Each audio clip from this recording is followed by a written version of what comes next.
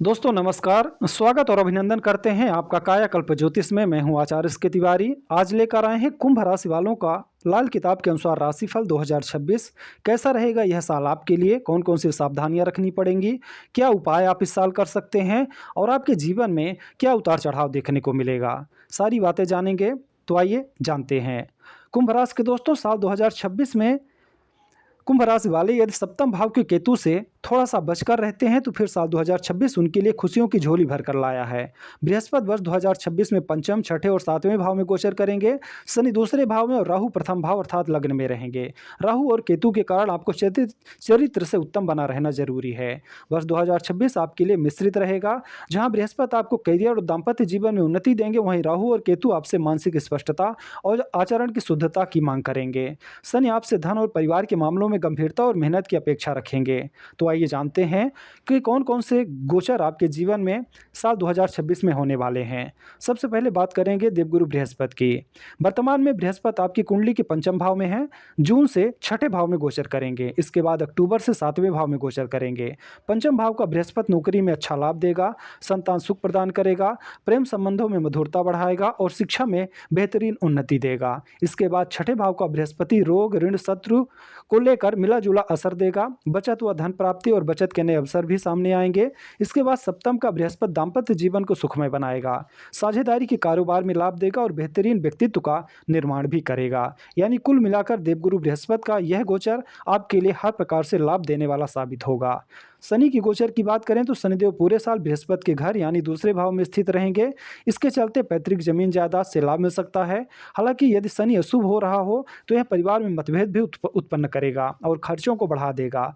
माँ के साथ रिश्तों पर इसका नकारात्मक असर पड़ सकता है। सेहत पर भी इसका नकारात्मक असर देखने को मिल सकता है। लेकिन बृहस्पति को बलवान बनाने से शनि देगा अपार धन।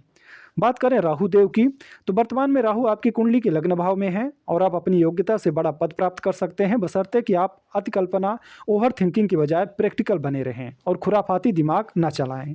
राहु का यह गोचर दिलो दिमाग, प्रेम संबंधों, वैवाहिक जीवन, व्यापार और संतान सुख पर नकारात्मक प्रभाव डालता है। हालांकि पंचम भाव और सप्तम भाव का गुरु इस नकारात्मक प्रभाव को रोकने में सक्षम भी होगा।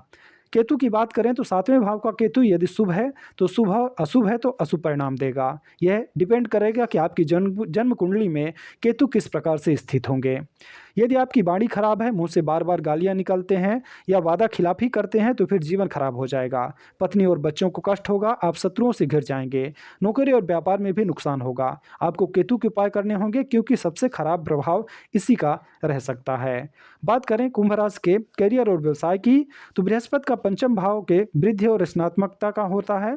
नौकरी पेशा लोगों को अपनी रचनात्मकता और बुद्धिमत्ता के कारण अच्छा लाभ मिलेगा, नए अवसर मिल सकते हैं। राहु आपकी महत्वाकांक्षा को बढ़ाएगा, आप अपनी योग्यता के बल पर बड़ा पद या पहचान प्राप्त कर सकते हैं। सन वेतन वृद्धि में आपका हर प्रकार से सहयोग करेगा।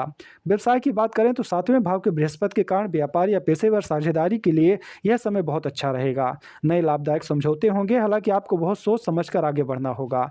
हमारी आपको सलाह यह है कि जून के पहले जो करना चाहते हैं वो कर लें, क्योंकि जून के बाद फिर थोड़ी सी समस्या आपके जीवन में देखने को मिल सकती है।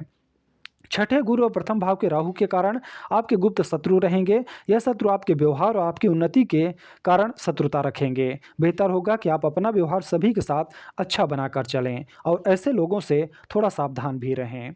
आपको प्रथम भाव के राहु की बजाय सप्तम भाव के केतु की ओर से चुनौती का सामना करना पड़ेगा। बेहतर होगा कि आप इस भाव के उपाय करेंगे। चुनौती सिर्फ परिवार और व्यापार में ही देखने को मिल सकती है, खासकर साझेदारी व्यापार में आ सकती है। अब आइए जानते हैं लाल किताब आर्थिक स्थिति आपकी कैसी रहेगी। तो दूसरे भाव के शनि के कारण पैतृक जमीन जायदाद, रुका हुआ धन या अचल संपत्ति से आपको लाभ मिल सकता है, बशर्ते आपके कर्म अच्छे हों। हालांकि यह गोचर खर्चों में वृद्धि कर सकता है और संचित धन को प्रभावित भी कर सकता है। आपको वित्तीय योजना बनाकर चलने की जरूरत होगी। हालांकि पंचम भाव का बृहस्पति इनकम में वृद्धि भी करेगा। आपके लिए सोना या चांदी में निवेश करना बेहतर होगा। हमारी सलाह है कि चांदी खरीदें क्योंकि इससे राहु भी कंट्रोल में रहेगा। लाल किताब आपको यह सावधान करती है कि यदि आप अपने आचरण को बेहतर रखते हैं तो नुकसान आपको नहीं उठाना पड़ेगा। अगर आप आचरण खराब करेंगे तो नुकसान हो सकता है। बात करें आपके प्रेम संबंध और संतान के बारे में तो दूसरे भाव का शनि परिवार में मतभेद का या फिर तनाव उत्पन्न कर सकता है। विशेषकर वाणी की कठोरता के कारण माता के साथ आपके रिश्तों में दूरियां आ सकती हैं या उनके स्वास्थ्य पर नकारात्मक असर पड़ सकता है। सप्तम भाव का केतु आपको बताता है कि आपके वैवाहिक और साझेदारी जीवन के परिणाम आपके कर्मों पर निर्भर करेंगे। दाम्पत्य जीवन की बात करें तो सप्तम भाव का बृहस्पति विवाह और दाम्पत्य जीवन के लिए बहुत शुभ माना गया है। अविवाहितों के विवाह के प्रबल योग बनेंगे। खासकर दाम्पत्य जीवन में मधुरता, आपसी समझ और खुशहाली आएगी। प्रेम संबंधों में मधुरता और गहराई आएगी। हालांकि राहु और केतु कारण आपको अपने जीवन साथी के प्रति संवेदनशील और जिम्मेदार बने रहने की जरूरत हो सकती है। संतान पक्ष की बात करें तो पंचम भाव का बृहस्पति संतान के लिए भी शुभ है। यदि आप संतान की योजना बना रहे हैं तो यह अवधि आपके लिए बहुत शुभदायक साबित होगी। हालांकि राहु और केतु कारण आपको संतान पर ध्यान देना होगा। उसके प्रति आपकी जिम्मेदारियां भी इस दौरान बढ़ सकती हैं। आपको अपने जीवन साथी, माता और संतान के प्रति संवेदनशील बने रहकर जिम्मेदारी निभानी होगी। बेहतर होगा कि आप बुध और शुक्र के उपाय समय समय पर जरूर करें। अब आइए बात करते हैं सेहत और शिक्षा के बारे में। सेहत, छठे भाव का बृहस्पति और लग्न भाव का राहु आपकी सेहत बिगाड़ सकता है। पुराना कोई रोग आपको परेशान कर सकता है या पेट संबंधी कोई समस्या भी दे सकता है। शिक्षा की बात करें तो जून तक पंचम भाव का बृहस्पति लाभ देगा। छात्रों के लिए उत्कृष्ट समय है। उच्च शिक्षा प्रतियोगी परीक्षाओं में सफलता के योग बनेंगे।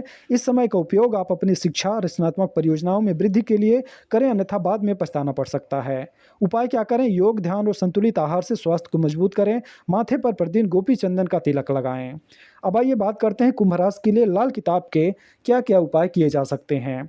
गुरुवार का उपाय करें देवगुरु बृहस्पति के लिए, जो कि धन और ज्ञान के कारक हैं।